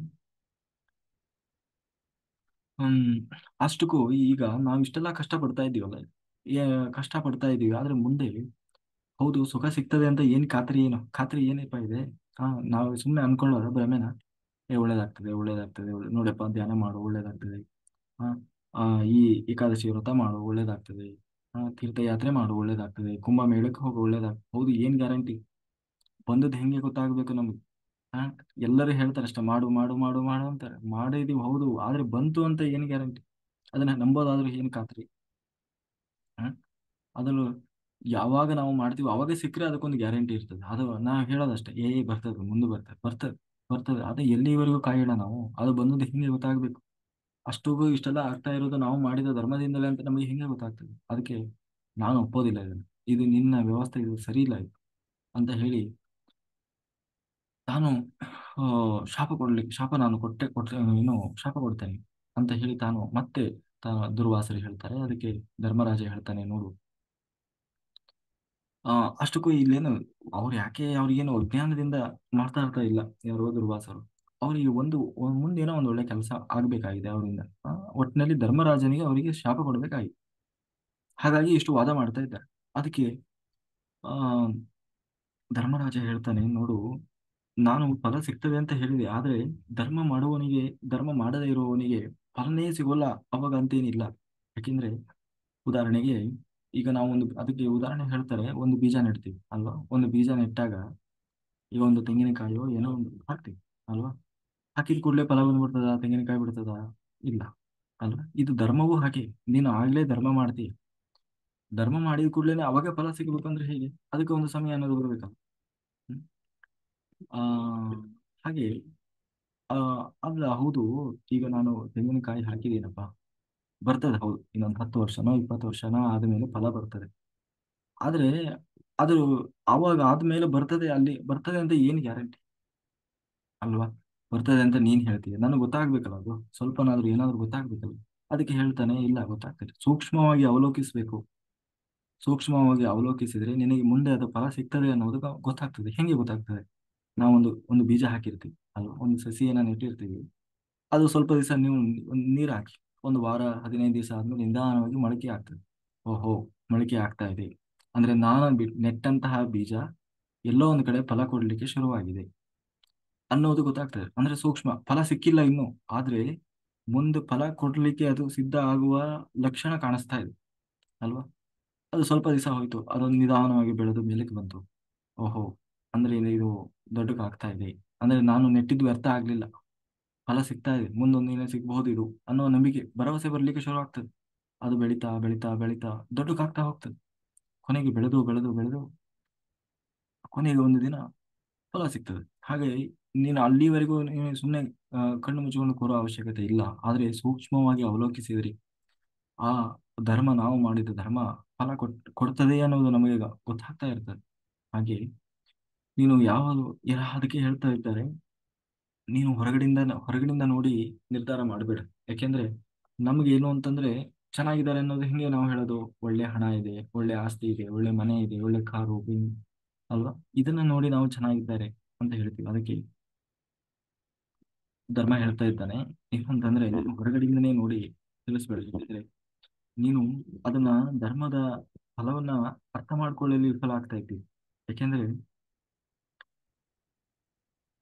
ಈಗ ನಿಜವಾದ ಧರ್ಮ, ನಿಜವಾದ ಫಲ ಯಾವುದು ಅಂತಂದ್ರೆ, ಒಬ್ಬ ತನ್ನ ಆತ್ಮ ಉದ್ಧಾರ ಮಾಡ್ಕೊಳ್ಬೇಕು, ಆಧ್ಯಾತ್ಮಿಕವಾಗಿ ಬರ್ಬೇಕು ಅಲ್ವಾ? ಯಾರಿಗೆ ಪುಣ್ಯ ಇರ್ತದೆ ಆಗ ಅವನಿಗೆ ಆಧ್ಯಾತ್ಮಿಕ ಒಲವು ಅನ್ನೋದು ಬರ್ತದೆ. ಇಲ್ಲ ಅಂದ್ರೆ ಆವಾಗ ಅವನು ಏನು ಧ್ಯಾನ ಮಾಡುವುದು, ಧ್ಯಾನ ಪ್ರಚಾರ ಮಾಡುವುದು, ಈ ತರ ಮಾಡ್ಲಿಕ್ಕೆ ಶುರು ಮಾಡ್ತಾನೆ. ಅದು ಯಾವಾಗ? ಅದು ಧರ್ಮದ ಫಲ. ಅಂದ್ರೆ ಅವನು ಪುಣ್ಯ ಮಾಡಿದ್ದ ಅಂತ ಆದ್ರೆ, ಅವನು ಕರ್ಮ ಕಳೆದಿತ್ತು ಅಂತ ಆದ್ರೆ ಅವನು ಬರ್ತಾನೆ. ಇಲ್ಲ ಅಂದ್ರೆ ಆ ಕರ್ಮ ಕಳೆದಿಲ್ಲ, ಅವನು ಇನ್ನೂ ಆ ಮೋಹದಲ್ಲೇ ಇದ್ದಾನೆ ಅಂತಂದ್ರೆ, ಬರೀ ಅವನಿಗೆ ಯಾವುದರಿಂದ ಹೋಗ್ತಾನೆ? ಅವನು ದುಡ್ಡಿನಿಂದ ಹೋಗ್ತಾನೆ, ಸಂಪತ್ತಿನಿಂದ ಹೋಗ್ತಾನೆ. ಯಾವುದು ಅವನಿಗೆ ಕೊನೆ ಕಾಲದಲ್ಲಿ, ಅವನು ಸತ್ತ ಮೇಲೂ ಕೂಡ ಯಾವುದು ಬರಲ್ವೋ, ಯಾವುದು ವ್ಯರ್ಥವೋ, ಯಾವುದು ಮಾಯೆಯೋ ಅದ್ರ ಹಿಂದೆಯೇ ಹೋಗ್ತಾ ಇರ್ತಾನೆ ಅಲ್ವಾ? ಅವ್ರನ್ನ ಕರೀರಿ ನೋಡೋಣ, ಬರ್ತಾರ? ಧ್ಯಾನ ಮಾಡುವವರನ್ನೇ ಅಪಹಾಸ್ಯ ಮಾಡ್ತಾರೆ. ಅಂದ್ರೆ ಅದೇನು ಅಂತಂದ್ರೆ ಅದು ಕರ್ಮದ ಫಲ. ಅವನ ಕರ್ಮ ಹರಿಯುವವರೆಗೂ ಅವನು ಈ ಮಾರ್ಗಕ್ಕೆ ಬರೋದಿಲ್ಲ. ಆದ್ರೆ ಅದನ್ನು ನಾವು ಗುರುತಿಸ್ಬೇಕಾದ್ರೆ, ಅದಕ್ಕೆ ಅದಕ್ಕೆ ಆದ್ರೆ ನಾವು ಅದನ್ನು ಗುರುತಿಸ್ತಾ ಇಲ್ಲ, ನಮಗೆ ಅದು ಗೊತ್ತಾಗ್ತಾ ಇಲ್ಲ. ಹಾಗಾಗಿ ನಾವು ಅದನ್ನ ಸೂಕ್ಷ್ಮವಾಗಿ ಅವಲೋಕಿಸಬೇಕು. ಆದ್ರೆ ಹಿಂದಿನ ರಹಸ್ಯ ಬೇರೆನೇ ಇರ್ತದೆ. ಹಾಗಾಗಿ ಯಾವುದು ವ್ಯರ್ಥ ಅಂತಿಲ್ಲಪ್ಪ ಅಂತಂದ್ರೆ ಇಲ್ಲ. ನೀನು ಏನೇ ಹೇಳು, ನಿಂದು ವ್ಯವಸ್ಥೆ ನನಗೆ ಇಷ್ಟ ಆಗಲಿಲ್ಲ, ನಾನು ಶಾಪ ಕೊಡ್ಬೇಕು ಅಂತ ದುರ್ವಾಸರು ಹೇಳ್ತಾ ಇದ್ದಾರೆ. ಅದಕ್ಕೆ ಹೌದಾ, ನಿನಗೆ ಶಾಪ ಕೊಡ್ಲೇಬೇಕಾ? ಹಾಗಾದ್ರೆ ನಿನಗೆ ಶಾಪ ಕೊಡ್ಲೇಬೇಕಾ ಅಂತ ಆದ್ರೆ ನಾನೇನು ಅದನ್ನು ತಡೆಯೋಲ್ಲ. ಆದ್ರೆ ನಾನು ಕೇಳ್ತಾ ಇದ್ದೀನಿ, ಏನಂತ ಶಾಪ ಕೊಡು? ನಾನು ಮನುಷ್ಯನಾಗಿ ಹುಟ್ಟಿರಲಿ, ಏನೇನು ಮೂರು ರೂಪದಲ್ಲಿ, ಏನು ಅಂತಂದ್ರೆ ಒಬ್ಬ ರಾಜನಾಗಿ, ದಾಸಿಪುತ್ರನಾಗಿ, ಚಾಂಡಾಲನಾಗಿ ಹುಟ್ಟಿ ಬರಬೇಕು ಅಂತ ಹೇಳಿ ತಾವು ಧರ್ಮರಾಜ, ಯಮಧರ್ಮರಾಜ ತಾನೇ ಹೇಳ್ತಾನೆ. ಅದಕ್ಕೆ ಆಯ್ತು, ಹಾಗೆ ಆಗ್ಲಿ, ನೀನು ರಾಜನಾಗಿ ಹುಟ್ಟಿ ಬಾ, ಮತ್ತೆ ದಾಸಿ ಪುತ್ರನಾಗಿ ಹುಟ್ಟಿ ಬಾ, ಚಾಂಡಾಲನಾಗಿ ಹುಟ್ಟಿ ಬಾ ಅಂತ ಹೇಳಿ ದುರ್ವಾಸರು ಶಾಪ ಕೊಡ್ತಾರೆ. ಇದು ಆ ಆ ಒಂದು ಕಥೆಯನ್ನ ಸುಮನ ತಾನು ಹೇಳ್ತಾಳೆ. ಅದೇ ಧರ್ಮರಾಜ ಅಂದ್ರೆ ಯಮಧರ್ಮ ತಾನು ಮುಂದೆ ರಾಜನಾಗಿ ಹುಟ್ಟಿ ಬರ್ತಾನೆ. ಅವನೇ ಪಾಂಡವರಲ್ಲಿ ಮೊದಲನೇ ಯಾರು, ಧರ್ಮರಾಜನಾಗಿ ಹುಟ್ಟಿ ಬರ್ತಾನೆ. ಜನ್ಮ ತಗೊಂಡು ಬರ್ತಾನೆ. ಮತ್ತೆ ದಾಸಿಪುತ್ರ ಅಂತಂದ್ರೆ ಅದೇ ಯಾರು, ವಿದುರ. ಆ ಯಾರು, ಈ ಪಾಂಡುರಾಜ, ಧೃತರಾಷ್ಟ್ರ ಇರ್ತಾರಲ್ವಾ, ಆ ಅವರ ಜೊತೆಗೆ ಹುಟ್ಟಿದವನು ಸಹೋದರನಾಗಿ ವಿದುರ. ಆದ್ರೆ ದಾಸಿ ಹೊಟ್ಟೆಯಲ್ಲಿ ಹುಟ್ಟಿದವನು ದಾಸಿಪುತ್ರ ವಿದುರ. ಇನ್ನು ಚಾಂಡಾಲ, ಈ ಹರಿಶ್ಚಂದ್ರನ ಕಥೆ ಬರ್ತದಲ್ವ, ಹರಿಶ್ಚಂದ್ರನ ಕಥೆ, ಅವನು ಹರಿಶ್ಚಂದ್ರ ಸ್ಮಶಾನದಲ್ಲಿ ಹೆಣವನ್ನು ಕಾಯ್ತಾ ಇರ್ತಾನೆ. ಆಗ ಒಬ್ಬ ಅವನಿಗೆ ಕಾಟ ಕೊಡ್ಲಿಕ್ಕೆ ಬರ್ತಾ ಇರ್ತಾರಲ್ಲ, ಅವನು ಇವನೇ ಧರ್ಮರಾಜ. ಅವಾಗ ಚಾಂಡಾಲನಾಗಿ ಬರ್ತಾನೆ. ಹಾಗೆ ಆ ಮೂರು ರೂಪದಿಂದ ತಾನು ಅವತಾರ ಮಾಡಿ ಬರ್ತಾನೆ. ಆ ಒಂದು ಕಥೆಯನ್ನ ಹೇಳಿ, ಆದ ದರ ಏನು ಸೋಮಶರ್ಮ ಕೇಳಿದ್ನಲ್ವ, ಈ ಧರ್ಮವನ್ನು ನೋಡಿದವ್ರು ಯಾರಾದ್ರೂ ಇದ್ದಾರಾ, ಅದು ಇದೆ ಅಂತ ಏನ್ ಗ್ಯಾರಂಟಿ ಅಂತ ಕೇಳಿದ್ನಲ್ವ. ಅದಕ್ಕೆ ಅವಳು ಉತ್ತರವನ್ನು ಕೊಟ್ಲು. ಈಗ ಪುನಃ ತಾನು ಹೇಳ್ತಾ ಇದ್ಲ, ಈ 10 ಅಂಗಗಳು ಏನು ಅಂತಂದ್ರೆ ಧರ್ಮದ 10 ಅಂಗಗಳು, ಅದನ್ನು ನಾವು ಹೇಗೆ ಆಚರಿಸಬೇಕು, ಅದು ಅಂದ್ರೆ ಹೇಗೆ ನಾವು ಒಂದು ಕರ್ಮವನ್ನು ಮಾಡಿದ್ರೆ ಅದು ನಮಗೆ ಪುಣ್ಯಕ್ಕೆ ಕಾರಣ ಆಗ್ತದೆ ಅನ್ನೋದನ್ನ, 10 ಅಂಗಗಳನ್ನ ಅಂದ್ರೆ ಬ್ರಹ್ಮಚರ್ಯ, ಆ ಅದನ್ನೆಲ್ಲ ನಾವು ನೋಡಿದೀವಲ್ಲ, ಅದನ್ನ ತಾನು ಮುಂದೆ ವಿವರಿಸಿಕೊಂಡು ಹೋಗ್ತಾಳೆ. ಅದನ್ನ ನಾವು ನಾಳೆ ದಿವಸ ನೋಡೋಣ ಅಂತ ಹೇಳಿದ. ಕಾಯೇನ ವಾಚಾ ಮನಸೇಂದ್ರಿಯರ್ವಾ ಬುದ್ಧ್ಯಾತ್ಮನಾ ವಾ ಪ್ರಕೃತಿ ಸ್ವಭಾವ ಕರೋಮಿ ಯದ್ಯಸ್ಯ ಕಲಂ ಪರಸ್ಮೈ ನಾರಾಯಣಾಯೇತಿ ಸಮರ್ಪಯಾಮಿ. ನನ್ನೊಳಗೆ ಹರಿವಾಯು ಗುರುಗಳು ನಿಂತು ಏನು ಹೇಳಿಸಿದರೋ ಅಷ್ಟು ಹೇಳುವ ಸಾಮಾನ್ಯ ಪ್ರಯತ್ನ ಮಾಡಿದ್ದೇನೆ. ಏನೇ ಲೋಪದೋಷ ಇದ್ದರೂ ಅದು ನನ್ನ ತಪ್ಪಿನಿಂದ ಬಂದ ಸುಜ್ಞಾನವೆಲ್ಲವೂ ಭಗವಂತನದ್ದು ಅಂತ ಹೇಳ್ತಾ, ಇಲ್ಲಿಯವರೆಗೆ ಜೂಮ್, ಯೂಟ್ಯೂಬ್, ಫೇಸ್ಬುಕ್ನಲ್ಲಿ ವೀಕ್ಷಿಸಿದಂಥ ಎಲ್ಲ ಧ್ಯಾನಯೋಗಿ ಬಂಧುಗಳಿಗೆ ಅನಂತ ಕೋಟಿ ಧನ್ಯವಾದಗಳು. Thank you, thank you, thank you. ಸರ್ವಂ ಶ್ರೀಕೃಷ್ಣಾರ್ಪಣಮಸ್ತು. Thank you master. Yashoda master.